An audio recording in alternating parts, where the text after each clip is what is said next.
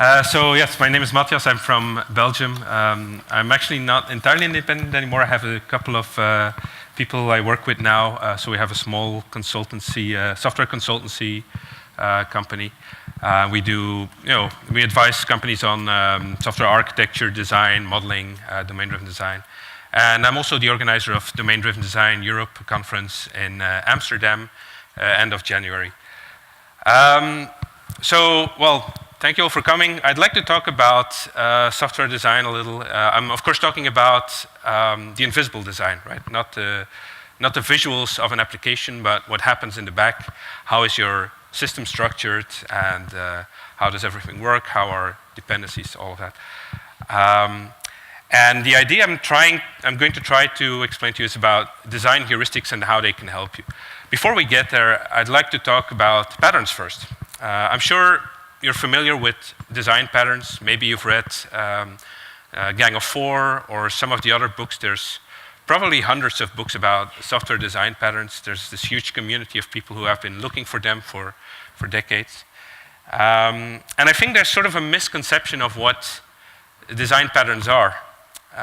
They're supposed to be descriptive as opposed to prescriptive, right? So it means that these people, these very smart people, have been looking for, well, we've been doing this in the same way multiple times and it seems to work, so let's put a name on that so that we can communicate about it and maybe think about it and et cetera, so that we can recognize these patterns. But of course, sort of what happens is that many of us have tried to adopt these patterns as prescriptive, meaning that we feel that they are sort of rules that we have to impose on our design, that you have to use these patterns in order to achieve a certain amount of software quality, which that was not the goal. So patterns in itself, they're very useful, and I'm a fan of patterns, but I think they're not the main driver of how to reason about your design and how to make decisions in software design. So we have this other concept, of course. We have design principles. Design principles are different. They are, in fact, supposed to be prescriptive. They tell you, well, do this thing, or don't do this thing, or choose this solution as opposed to this kind of solution. That's much more prescriptive. And best practices are sort of in the same area there. They're very related to patterns, but they're more about telling you what to do. And this has, of course, downsides, because these principles, they have this sort of air of universality. They seem to imply that this is always true and you always have to do this, and that's sort of how we tend to use them. So there's some risk there that we apply the wrong principles in the wrong situations. And we've sort of, some of these principles have been described over the years. People started giving them names like single responsibility principle. That's a very short name for what is actually a sort of elaborate principle of how to reason about what to put where and how to group things in objects together or not, these sort of ideas. So what happened is we had a bunch of these open, closed principles, etc. We gave them names, and then the next step that happened was we started using acronyms for that. So then it became SRP and OCD and LSP, let's go substitution principle. And you've probably heard about some of these. Maybe you've heard of the acronym of the acronyms. So then what we did, we had 5 acronyms and we squashed them together into a single acronym called SOLID. So now we have this sort of whole breadth of ideas and principles and ideas in software that we now squashed into names, then squashed into acronyms, then squashed together into another acronym. And now when people say, oh, my code is solid, what they really mean is it's some vague interpretation of what single responsibility is supposed to be. So it's a bit of a mess, right? And I think that the whole idea that we should only have 5 principles itself is rather silly. Who decided like 20 years ago that we should only have 5 principles? That seems very weird. So I think there's a better way of looking at these things. And this is what design heuristics are about. So heuristics, like patterns and principles and best practices, you want to collect them. You want to have your own buckets of heuristics that you can use. a clue bucket. This is what Ruth Malan is a software architect from the US. She calls it the clue bucket. You have this bucket where you put in clues, and then when you have a problem, you can take something and see, does this apply? Does this apply? Can I use this? That's sort of the underlying idea. You build up this reservoir of useful ideas. So what is a heuristic? Well, a heuristic is something that helps you, just like a pattern or just like a principle, can help you make decisions. But it has much less of a certainty attached to it. Heuristic is something that may or may not help you reach a decision. It can put you on the path of finding a decision. It might just as well give you the wrong idea, right? So it's very uncertain. But I think that's sort of where the power lies. This is actually much more how our brain works. You know, if you were, I don't know, a million years ago living in some jungle and you hear some noise in the bushes, you're not going to make a rational analysis, look at all the facts and decide, you know, the probability of that noise being some dangerous animal or just the wind. You'd be dead by then, of course. You're going to run. So the heuristic that you're applying there is, if there's some noise I don't know, I'd better run. Run first and then see what it was, right? That would be the safest approach. So this is a heuristic, right? It doesn't guarantee anything. It's a tool for decision making without certainty. But it helps you, the good ones help you in the direction of a solution, and hopefully you find better solutions over time that way. So the heuristic there, you know, is what we call in psychology a fast and frugal heuristic. Fast meaning it's very easy to apply it. You don't have to spend a lot of time to reason about it. And frugal because it's very cheap. It's very cheap to analyze it. It's very cheap to apply it. You just start running, right? And a lot of how we do things and how we make decisions is actually fast and frugal heuristics that we apply to all kinds of situations. Of course, software design is not the jungle. Well, maybe, I don't know. So of course, we're going to use a mix of more deliberate rationality. But I want to give you one example of where such a fast and frugal heuristic is very useful. A friend of mine, when I did this presentation for the first time, he said, well, I actually use one of these heuristics when I have new junior developers on my team. He says one of the first things I teach them is when they make some objects is to draw them, boxes, and then draw arrows for the dependencies, right, between the objects. And if they can find a circle, so there's a set of circular dependencies, they have to go talk to a senior developer.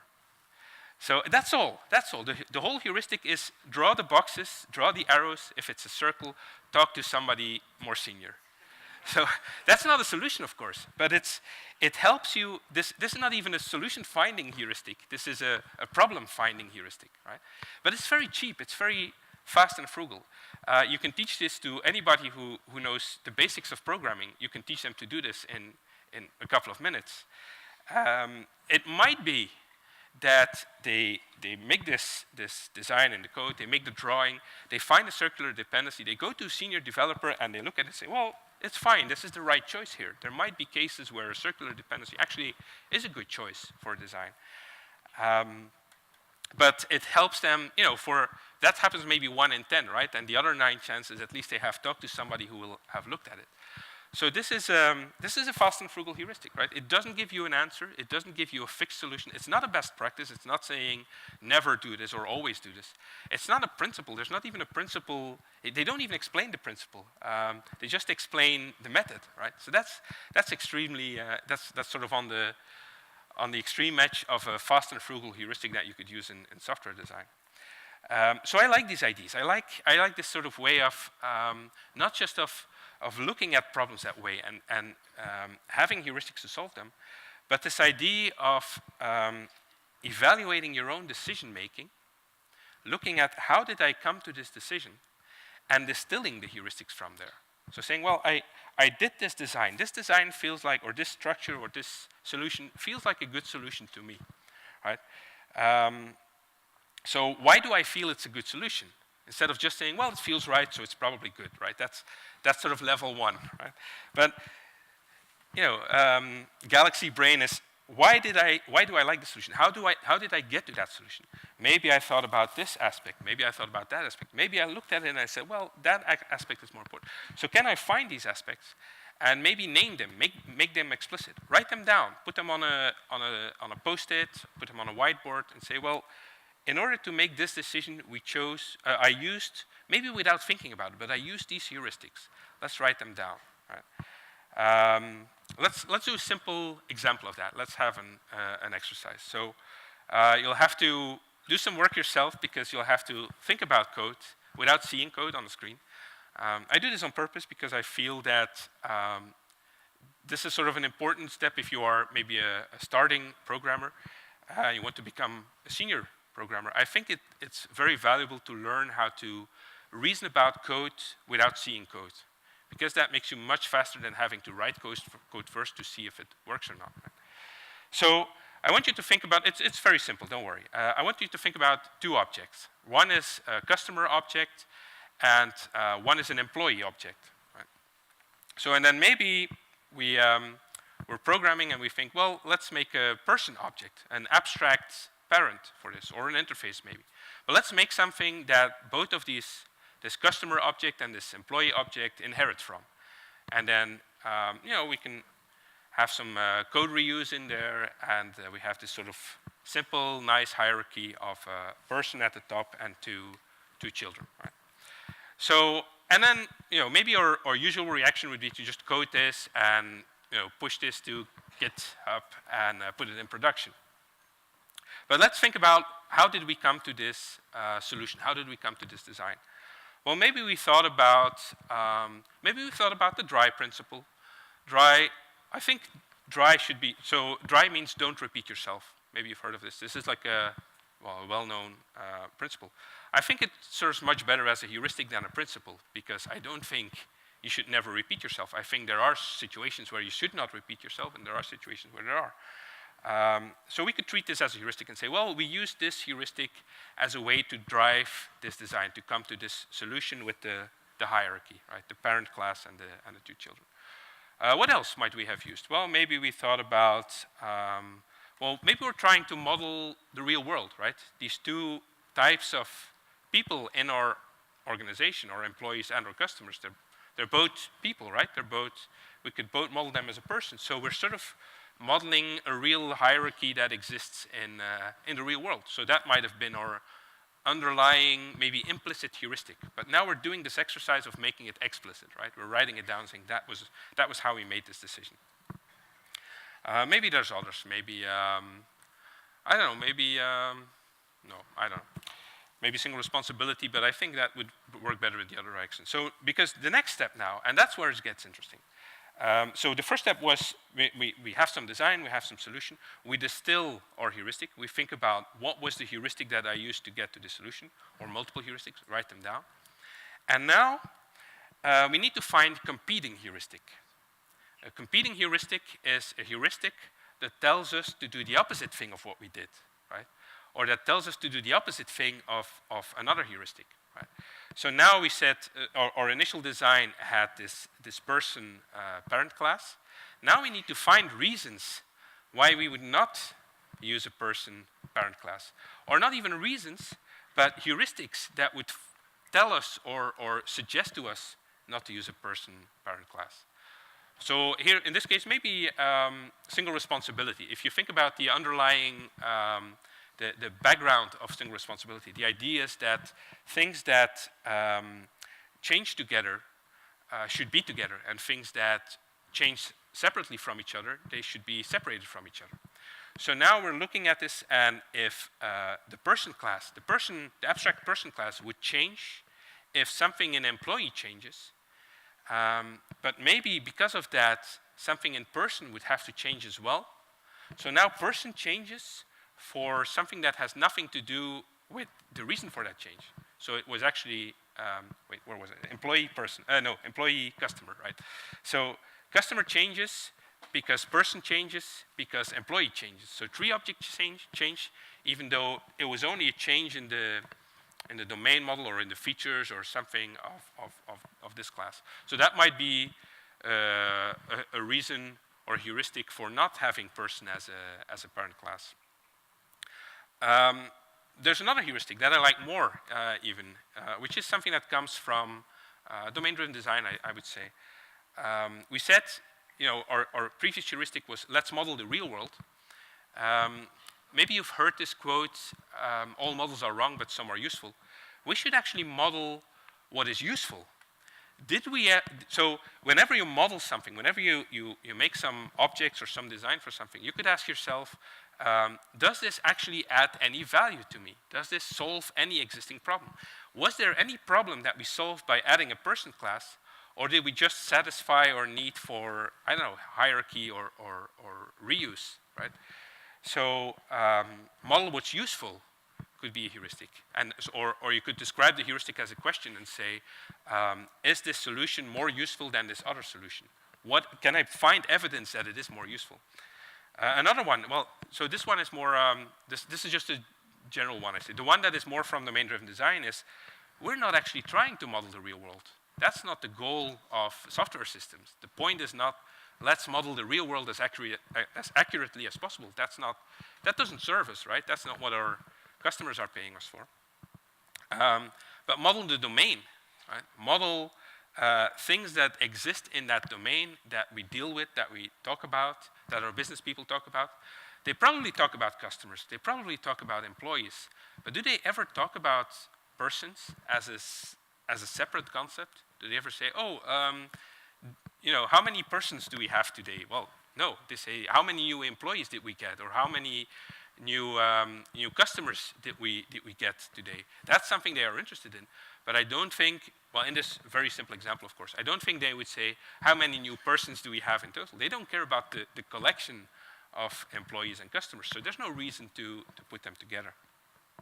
So we shouldn't build taxonomies for taxonomy's sake, right? One exception might be, so that might be another competing heuristic of the competing heuristic might be, if there is a taxonomy in the domain and the goal is to model the taxonomy, then maybe we would want to model the taxonomy in our object-oriented design. Right? Another way to say this, instead of model the domain, could be to say, instead of modeling the solution, model the problem. Right? And I think this is an interesting one. This is sort of tricky because when we write code, we're always head down in the solution, right? We're always looking at how to do this thing and that thing and talk to that service and that database and write that there and send a message. And we're also always very much deep in the solution space, and we sort of forget about the problem space. But again, this is sort of an idea in domain-driven design that the more your solution looks like the problem space, the easier it will be to communicate about it, right? If 1 year later somebody from the business comes with a new feature request, and that code looks like their language, and their way of thinking, their model about how the business works, as opposed to something very technical, technical language.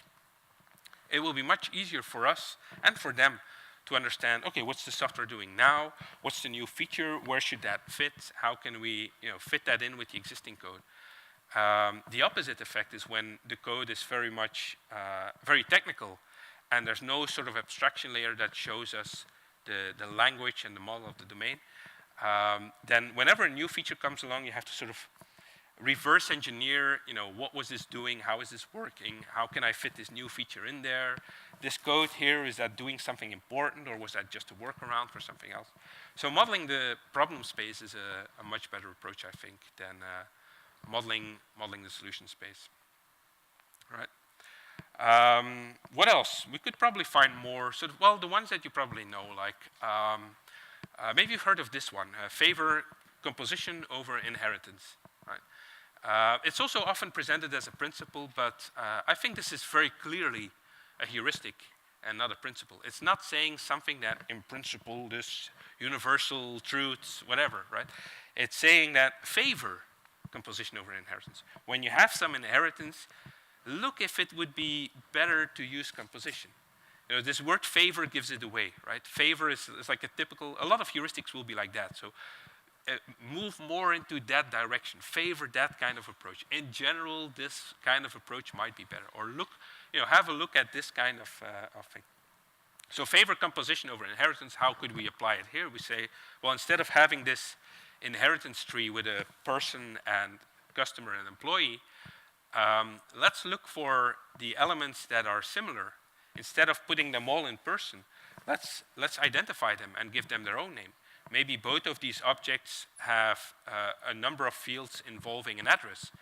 Let's extract that. Let's make an address object, right? Maybe, I don't know, a birth date or some other things. There's going to be many things that they don't share because, well, we pay our employees a salary, our customers pay us, they order stuff, the employees have responsibilities or they have permissions. So there's many differences. We tend to focus on, well, maybe there's another heuristic there that we could say. We tend to focus on the similarities. Maybe that's why we started by saying, well, they are both persons, right? Let's unify that. Let's focus on the differences first. How are these two objects used? Well, that's another heuristic. What is the behavior of these things as opposed to what do they look like? So you could say, oh, they both have an address, they're both people, they both have this and this, so let's group them together. That's looking for the similarities. The opposite heuristic or the competing heuristic is look for the differences, right? This behaves in that way, we use it in this business process. You could look for the actors, that's a heuristic. Who is using that object, right? Maybe the employee object is used by the human resources manager. Maybe the employee or by, they're using the features that use this. The employee object is maybe used, the customer object by salespeople or when we ship stuff or whatever, right?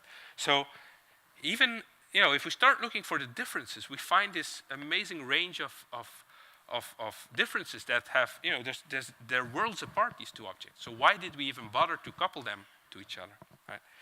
So I think that's a very useful heuristic. How is this used? What's the behavior?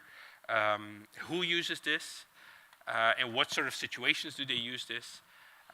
Etc. So, and by making these all explicit, by writing them down, by putting them on a card or on a post-it, they become reusable themselves. The next time we're in a similar situation, instead of trying to have an argument about, oh, we should use this design or that design, you could say, well, let's find these principles or these heuristics that I've used before. They're in my clue bucket, right? They're in my bag of ideas that I can just pull out of and say, well, can we apply this one? Well, that has nothing to do with this. For example, favor composition over inheritance. If I have no inheritance, this heuristic is pointless, of course. So, okay, not this one. And, okay, this one. Shall we look for the differences? Okay, let's look for the difference. Oh, now we see that these things are actually different. Or we might see that they're actually more similar than we thought, and then we also get some useful result. So it's this process of distilling these heuristics, collecting them, and then making them reusable in different situations. Sometimes you'll find a heuristic that applies in one situation, and then it actually gives you something useful or some new insight in a completely different situation that you didn't even see as being connected. And then this effort of not just finding heuristics that support your initial intuition, but deliberately look for heuristics that compete with your initial intuitions. That's what's going to make you a better decision maker and a better designer. Making sense? Yeah? All right. So let's try another example. So a little design problem. Let's now imagine two separate systems. Right? This system is going to be the consumer. The producer. So this is a system. Let's take invoicing as an example. Right? This system invoices customers and bills them and accepts payments. Right? And it sends messages. So it's a producer of messages. It's a publisher of messages. And these messages go to another system. So for example, there would be a message here called customer was invoiced. It's the message that happens when we send a new invoice to a customer. So in this message, there are probably some attribute. So it has a type. Customer was invoiced. That's the type of the message. Or invoice was created, or invoice was generated, or something like that. So that's the type of the message, and it has some attributes in that message, like the invoice ID, customer ID probably, some dates and stuff like that, and the total price, right? The total amount of this invoice that we expect to be paid. So we send this message to this other system, a consumer.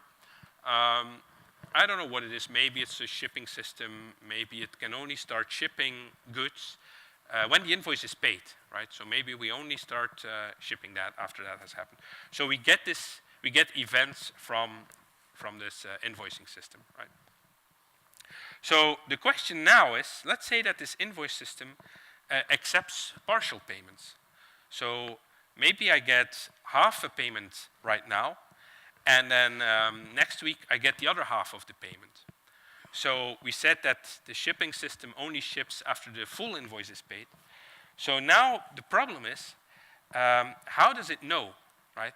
Well, of course we can send these messages, right? We can send these messages saying, we received a partial payment. And then the next week we received a partial payment. So is this system now going to decide, okay, the invoice is fully paid, which it could do because it knew about the invoice, it knew about the amount, the total amount of the invoice, and it knows about the payments now. So it could decide, okay, this invoice is now fully paid, I will ship.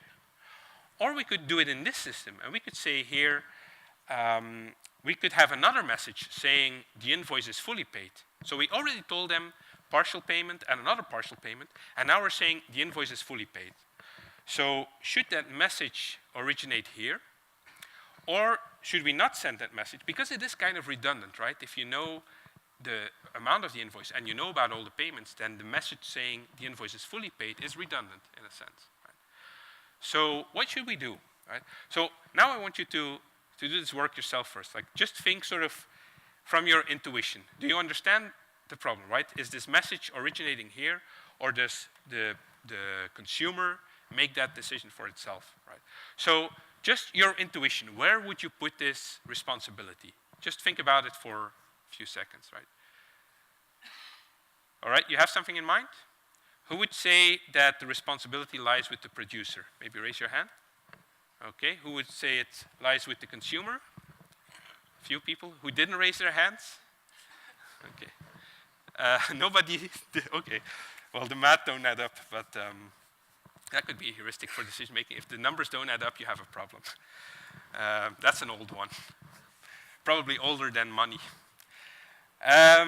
So how do we reason about this? Well, what kind of problems exist? So what you should do now really is, so usually I do this talk with smaller groups and we try to make it more interactive.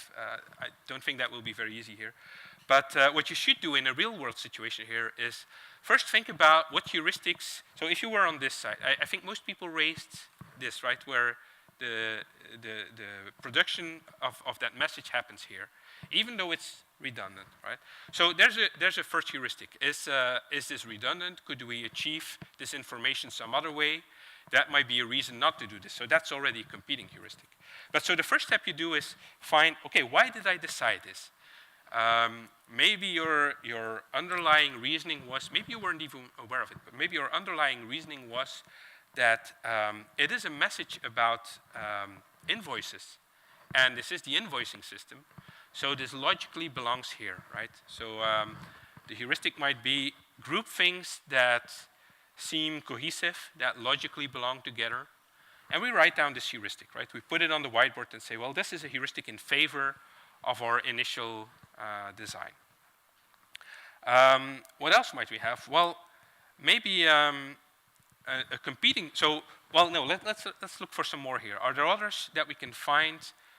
Sure, maybe, can we have a microphone here? Or maybe you can yell. Yeah, here in the second row, please. Thank you.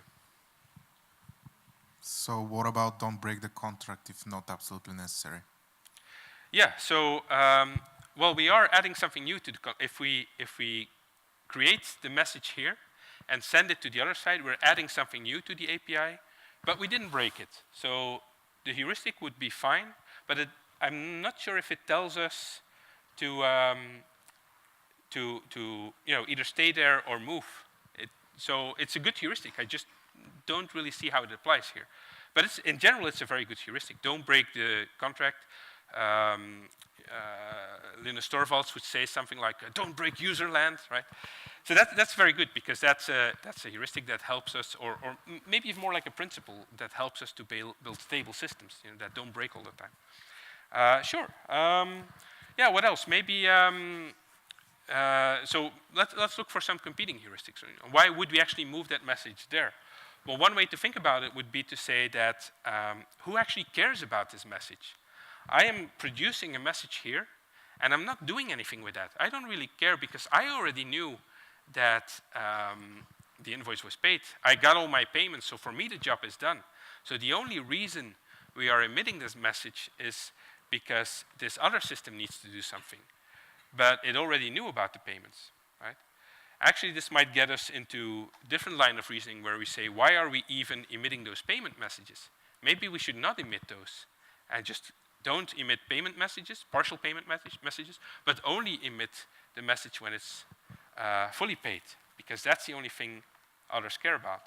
But again, we're sort of doing work in order to satisfy a consumer. Maybe that's work that consumers should do itself. So that's a competing heuristic. We can find another competing heuristic for that one. We could say, well, what if we have many consumers, right? And each of these consumers want to know whether the invoice is fully paid. Then they all have to do the same work, right? So we're making it sort of more complex for them, whereas we could just solve it once here. If we're the only one making that message and spreading it to everybody, then they all just have to consume it, right? So that would be a sort of simplifying heuristic.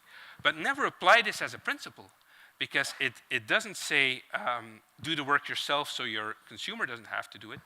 It's just saying that as a heuristic, it just says, look at how many consumers there are, right? That changes the design. That changes the space that we're operating in.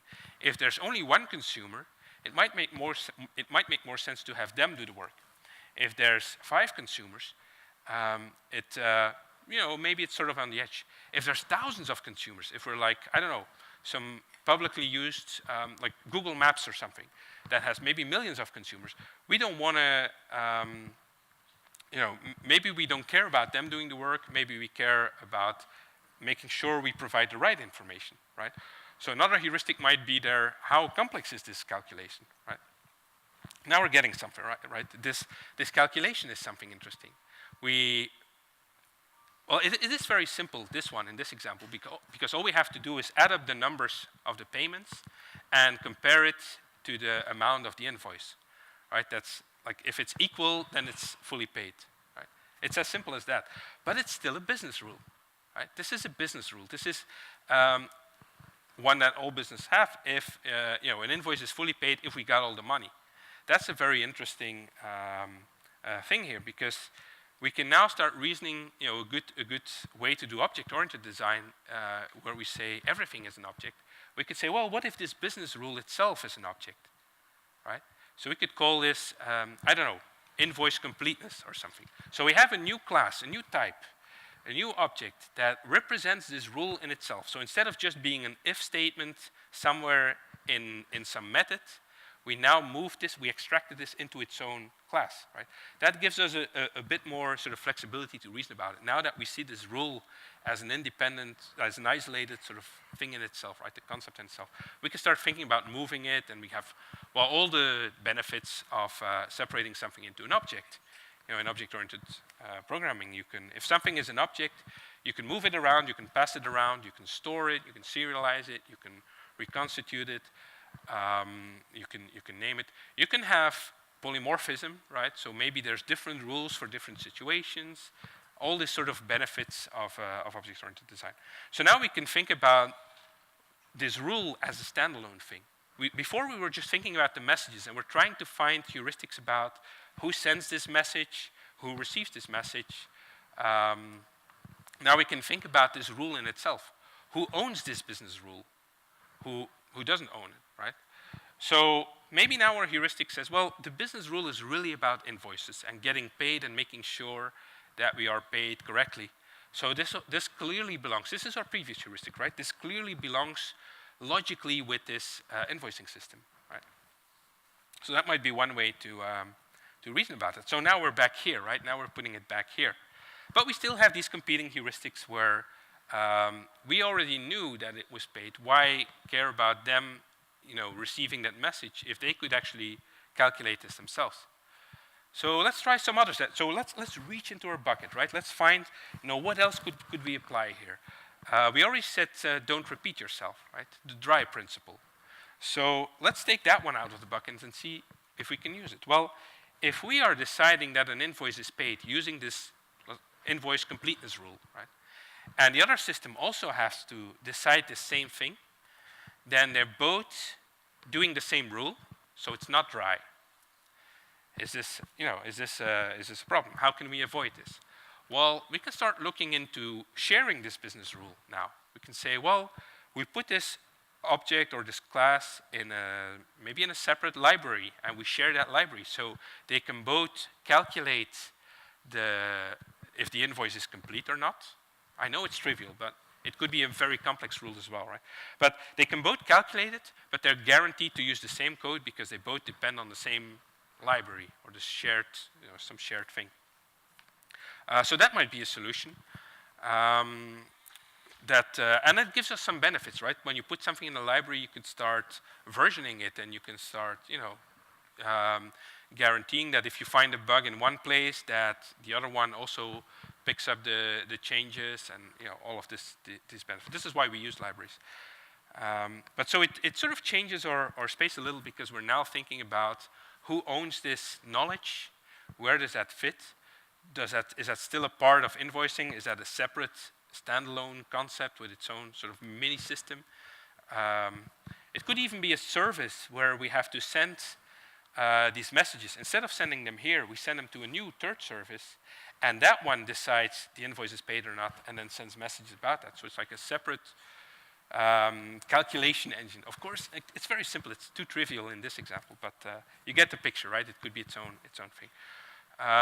Of course, we now made our system more complex because now we have 3 services, right? So maybe that's not worth it. So there's, let's find some other heuristics. Let's dig a little bit deeper.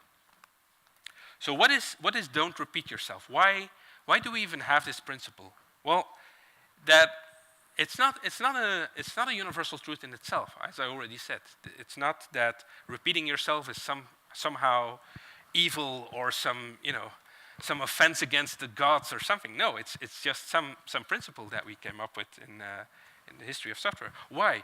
Well, because we found out that if you have the same business rule or the same behavior or the same logic in 2 places, and you do need to change it in 2 places, that doubles your work and doubles your risk. Well, 2 is fine maybe, but what if there's 10? What if I have to update 10 different systems and get them to, and then maybe I miss one place where I didn't change the rule, I didn't fix the bug, and now we get inconsistencies, and it turns into more and more of a mess that way. I believe there was a question somewhere, or no? Okay. So the underlying reason for don't repeat yourself is, in fact, maintainability and the adaptability of our system and the changeability. The risk increases if we repeat things. The risk increases if we repeat things because we need to find all the places, we need to fix all of them, we might have multiple bugs. It might have changed in some places and not in other places because the programmer didn't know that the same code exists there and there and there. Those are the reasons why we started saying don't repeat yourself, right?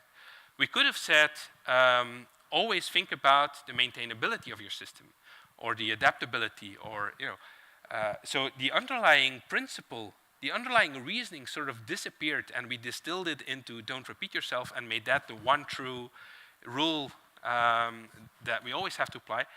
But there's actually some ideas under there, right? It's the cost, the maintenance cost. That's an important thing, the risk and the maintenance cost. So if we now dig a little bit deeper, we have this business rule, the invoice completeness thing.